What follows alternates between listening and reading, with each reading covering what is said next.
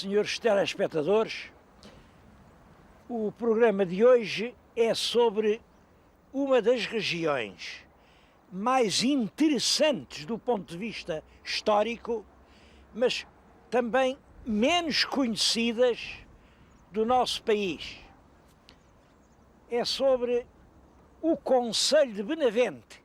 E digo Concelho porque o Concelho de Benavente inclui coisas muito diferentes umas das outras.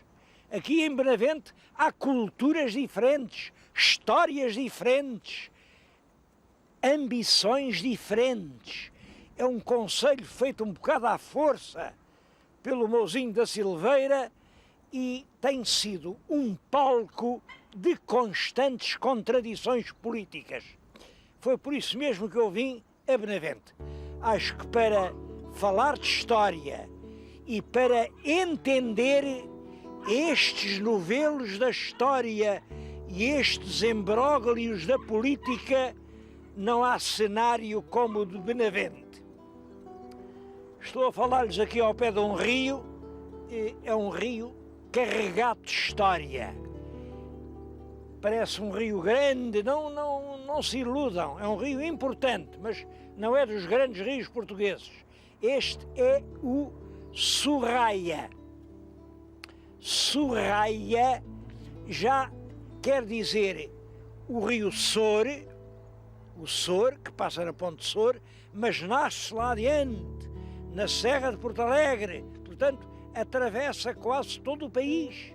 E o Sor chega ali ao Coço e liga-se ao Raia, o rio Raia. Depois o rio Raia é o que passa em Montargil e o Sor com o Raia dão Sorraia. Acho curiosa esta composição da palavra porque nos coloca um pouco assim nas primícias do nosso idioma. Vejam, este rio, para lhe pôr aí um nome, é um rio tão bonito, não arranjaram mais do que isto. É o Sor e o Raia. É como se o filho do Zé e da Maria tivesse necessariamente que se chamar Maria Zé ou Zé Maria. É o Sorraia, os dois rios juntos. O rio é extremamente importante, porque era a estrada do Alentejo. Era por aqui que se penetrava em todo o Alto Alentejo. Olhem ali, poucos metros do ponto onde eu estou, há um troço do rio que se chamava o Porto da Judiaria. A Judiaria tinha porto próprio. E este ponto aqui, eu estou convencido que era um porto para a descarga do açúcar, porque a este sítio chamam o Beco do Açúcar. Descarga do açúcar porquê?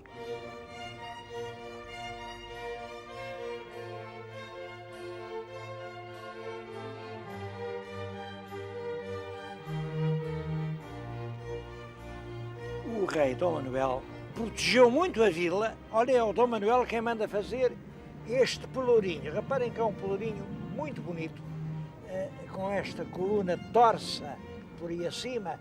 Isto é dos primeiros tempos do Dom Manuel, e isto ainda lembra as colunas do convento de Setúbal. Partiram isto, partiram em bocados, andaram depois piedosamente, ali por 1950, a reunir os bocados. Um tinha este bocado partido, o outro tinha aquele bocado, este bocado, estes bocados, enfim, lá apareceu e foi possível ressuscitar a coluna do pelourinho manuelino de Benavente. Trouxeram então para aqui, para diante da Câmara, está aqui a Câmara, este é o edifício da Câmara, e peço-lhes que olhem com muita atenção para o brasão que lá está. É um brasão cheio de mistérios. Bom, ele tem ao meio a Cruz de Avis. Não admira nada, porque isto pertencia à Ordem de Avis, à Ordem Militar de Avis. Eram os antigos Cavaleiros de Évora. Foi o Dom Pelágio, mestre dos Cavaleiros de Évora, quem deu fora lá à terra. lá está a Cruz de Avis. Em cima há uma bandeira e aos lados há duas cordas com laços, aquilo são peias, duas peias. A peia serve para pilhar, quer dizer, para amarrar um pé ao outro e não deixar fugir um cavalo, ou para amarrar um braço ao outro e não deixar fugir um escravo. Não sei o que é que aquelas peias querem dizer. Isto foi terra de cavalos amestrados. Havia aqui uns cavalitos pequenos, já não há. É pena que não haja aí. Devia haver um parque com cavalos desses. Uns cavalitos que chamavam os zebros. Zebros. Os cavalinhos muito pequeninos, muito resistentes. Quando os portugueses chegaram ao Congo e viram lá assim uns animais com muitas riscas, diziam, olha pá, isto são zebras. A palavra zebra nasceu aqui em Benavente. Eles chamaram zebras animais que lhes lembraram os cavalos bravos que havia aqui na Lesíria. Bom, e para domesticar os cavalos, punham-lhe as peias. Serão aquelas peias? Também é verdade que Benavente e Coruche foram as primeiras terras de cristãos ocupadas ao sul do Tejo. Elas foram trabalhadas por escravos mouros e esses mouros não trabalhavam se não andassem piados. Tinham só um sonho, só uma aspiração, era fugirem para a terra deles. Nessa altura, o Algarve ainda era a terra deles. Isto eram regiões de fronteira. Para um mouro trabalhar, era preciso pôr-lhe peias. Bom, isso era naquela altura. Então e agora? Então a gente não diz ainda que quem não tem padrinhos morre mouro? O trabalho é bom para o escravo.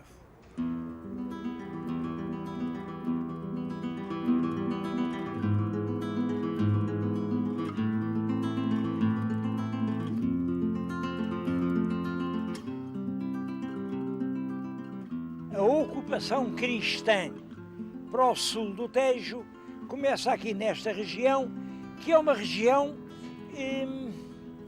isto nem é terra nem é mar, isto é Lesíria. Olhem, eu estou agora a falar-lhes num ponto que se pode considerar o coração de Benavente. Foi aqui que Benavente nasceu. Julgo que a cota aqui será 12 metros acima do nível do mar. 12 metros já é o suficiente quando havia as grandes cheias do Tejo, as grandes inundações. Estes 12 metros era o suficiente para fazer assim uma ilhazinha. E é nessa ilha que nasce Benavente. Naturalmente tem um núcleo central, hoje é representado por aquele pavoroso obelisco. Eu chamo-lhe pavoroso porque aquilo era o gosto do fim do século passado. Este é do nosso século, porque as modas demoram muito tempo a passar em Portugal. Somos um país terrivelmente conservador. O que aconteceu foi isto. Em 1909, era rei Dom Manuel, esta vila foi sacudida por um pavoroso cataclismo. Caiu tudo. Olhem, o que havia aqui neste largo, eu vou-lhes mostrar uma fotografia. Isto é o que havia aqui. Era a igreja matriz. A igreja matriz é evidente que era o coração da terra. Por isso mesmo, era daqui que partiam as grandes vias. Aquela que vai além, sai dali, daquele ponto, era a Rua de Santarém. Para além, outra rua, chamavam-lhe Rua de Évora. Há ali uma outra rua, esta que está na minha frente, era a Rua de Lisboa. Reparem, isto era uma vila no coração do país e era uma igreja no coração de uma vila. Veio esse terremoto, 1909, a igreja estava já um bocado desconjuntada pelo terremoto anterior, terremoto do tempo de Marquês de Pombal, e não restou nada. Inicialmente ainda ficaram uns bocados, mas apiaram e depois, acho que sim, fizeram bem, fizeram um jardim cheio de laranjeiras, ao menos há laranjas para toda a gente.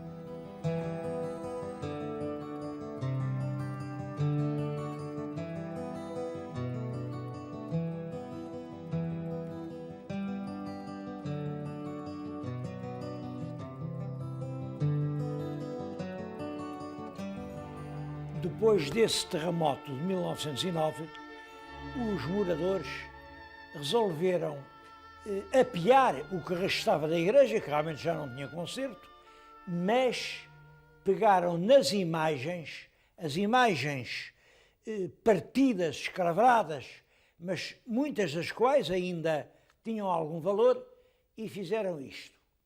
Em vez de as destruírem, trouxeram-nas aqui para a Igreja da Misericórdia. É aqui que eu estou a falar, na Misericórdia de Benavente. É uma das instituições portuguesas mais respeitáveis. Ela, a gente não sabe ao certo quando foi fundada, mas antes de ser Misericórdia, já era uma casa de fazer bem, era uma irmandade. Sabemos que em 1272, reparem, 1272, reinava o Dom Dinis, já ela recebia testamentos e dádivas, portanto, é uma coisa anterior a 1272. Eu julgo que isto será da época de Dom Afonso III. A Revolução de Dom Afonso III lança o país realmente numa grande época de progresso, de andar para a frente, e esta casa vem desse tempo. Bom, era aqui que se recolhiam os desamparados, os sem tetos, sem lar, e quando a igreja caiu, também Deus ficou sem teto. Trouxeram-me para aqui, trouxeram o que sobrou. Isto são umas pernas de Cristo, pernas sem corpo. Aliás, é uma escultura espantosa. Aquele é um corpo sem pernas. É outra grande escultura. Este é um São Miguel. É um São Miguel barroco, uma lindíssima peça. E está ali o São Sebastião, um culto do século XVI. Além, uma soberba imagem de Santo Agostinho. Aqui, este pequeno conjunto da Igreja da Misericórdia de Benavente tem mais valor, mais merecimento e merece mais uma visita que tantos desses museus, como eu tenho dito, museus de nada, cheios de coisa nenhuma.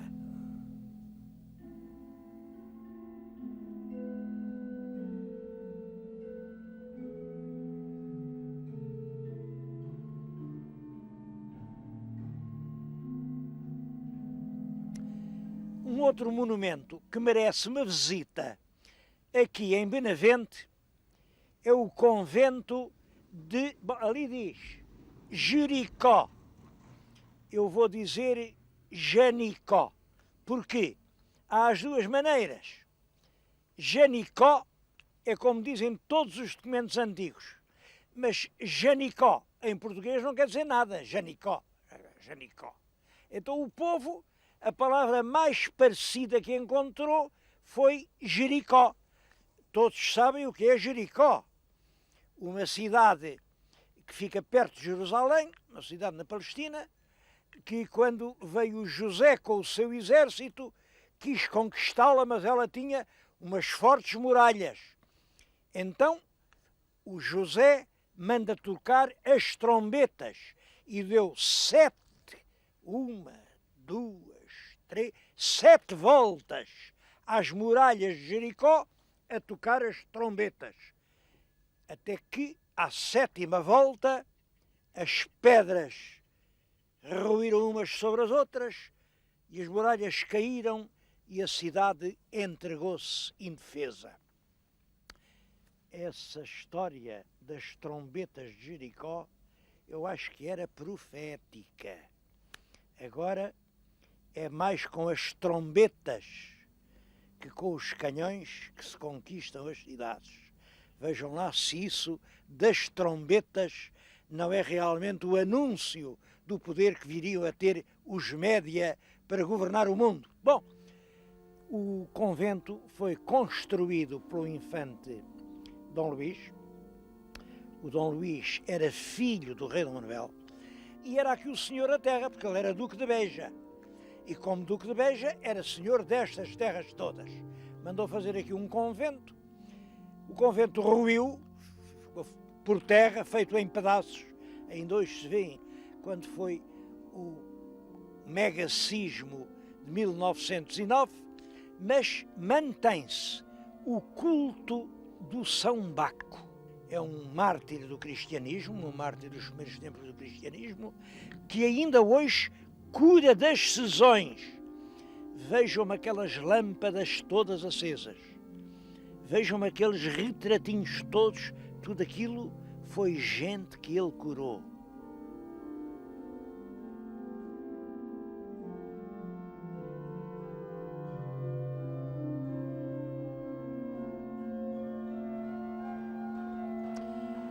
O Conselho de Benavente, além da vila e da região histórica de Benavente, tem uma outra parcela extremamente interessante. É a vila de Samora Correia. Já foi concelho e tem sérias aspirações de voltar a sê-lo. Pensa que são horas, olhem, eu disse isto e até o relógio bateu as horas a dizer que sim. Reparem, não foi preparado. É uma igreja do século XVIII, é uma igreja do tempo em que Samora era uma terra notável, porque Samora era uma espécie de capital das terras do infantado. As terras do infantado vêm do século XVII. Foi o rei Dom João IV quem fez o infantado. Mas o infantado vinha de mais longe. Eram as terras das ordens. As terras da Ordem de Santiago, as terras da Ordem da Viz, vastíssimos latifúndios que vinham desde a Idade Média. Bom, os latifúndios das ordens, depois o infantado, depois a Companhia das Lesírias. Estamos em plena Companhia das Lesírias. Este palácio da minha frente, chamam-lhe hoje Palácio das Lesírias, Palácio do Infantado, e nós vamos visitar as Lesírias.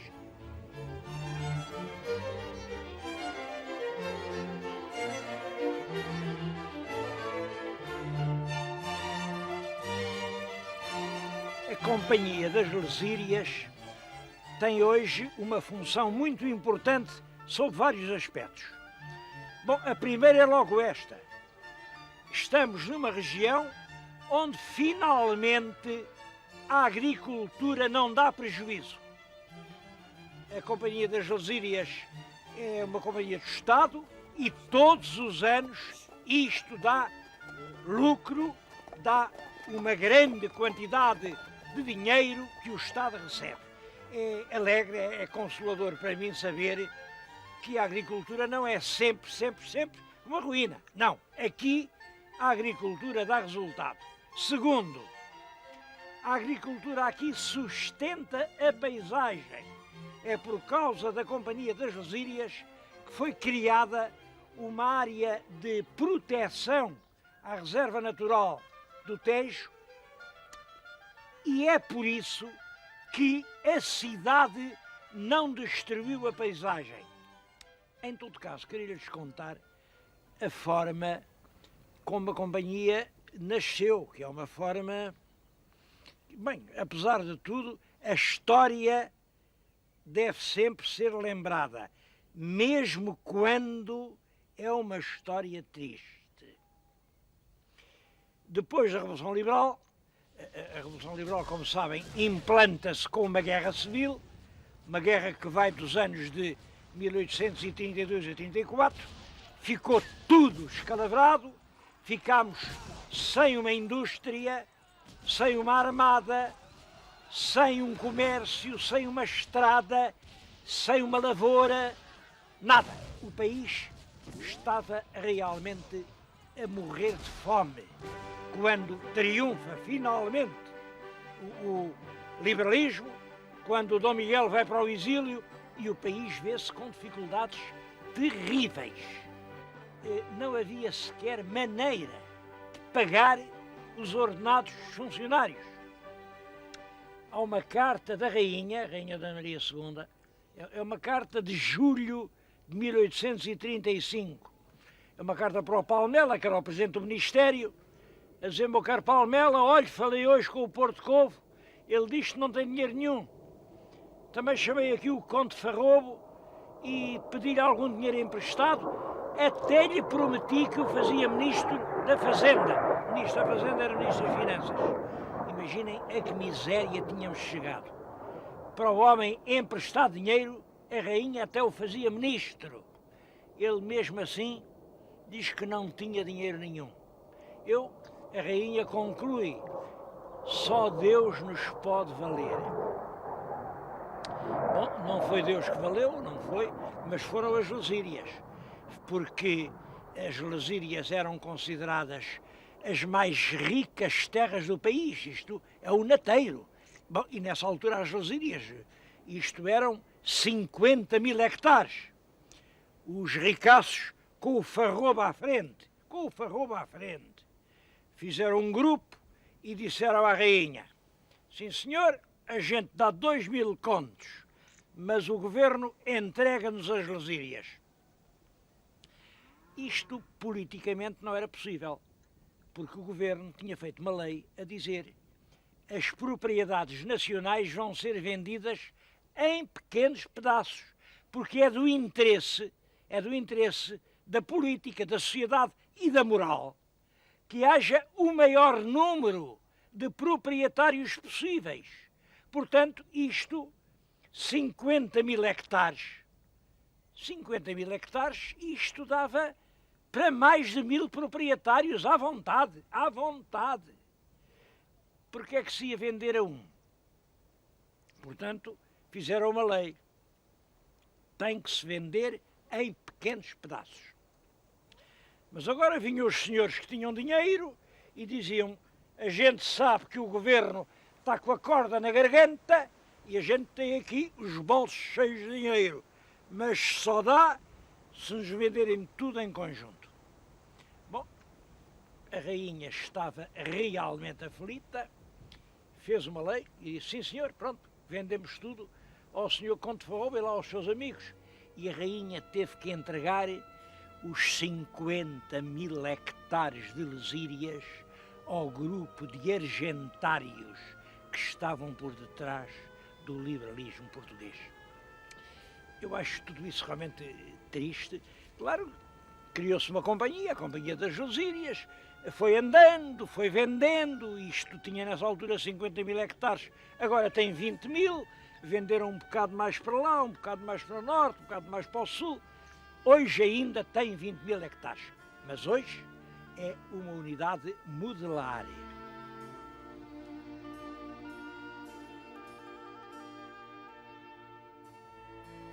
Bom, e acho que chegou a altura de lhes dizer porque é que eu penso que o açúcar trazido pelo rei Dom Manuel quando era Duque de Beja, aqui para uma terra que tudo quanto dava era arroz, deu açúcar com arroz.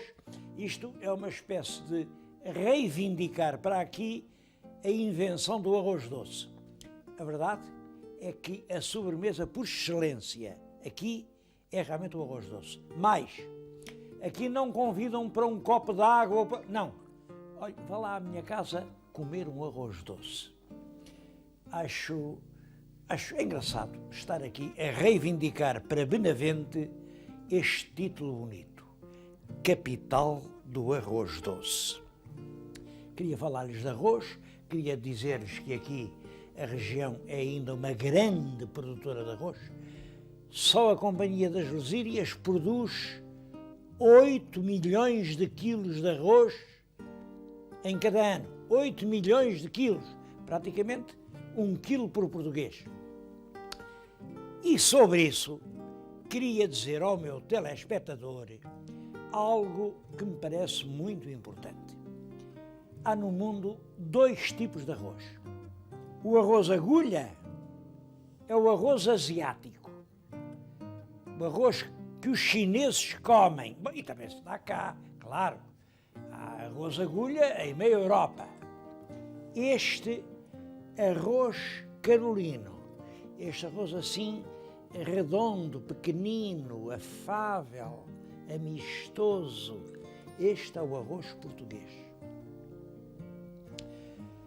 Além do arroz, a cortiça. Aqui das Lesírias saem por ano mais de 50 mil arrobas, todos os anos. Há carne, uma carne boa, esta carne não tem doenças. Bom, e todas as semanas saem daqui entre 12 a 15 bovinos. Ao vinho, um vinho de excelente qualidade, que também que se está a desenvolver rapidamente, aos outros cereais, o trigo, o milho, ao desporto, muita gente vem aqui fazer equitação. Há uma cudelaria excelente, com cavalos muito bonitos. E vão agora ver um cavalo que foi o campeão dos campeões na Feira Nacional da Golgã o ano passado. Vejam que lindo cavalo.